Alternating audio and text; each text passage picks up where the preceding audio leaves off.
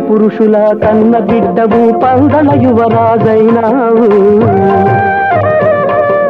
తన కౌషధమని తల్లి కోరగా పులిని తిరిగి పాలిచ్చావు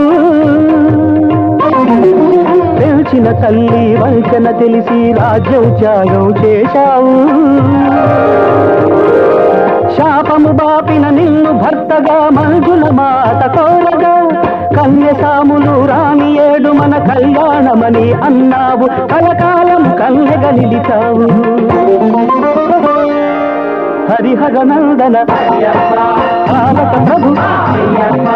హరిహర నందన బాలక ప్రభు శరణం శరణం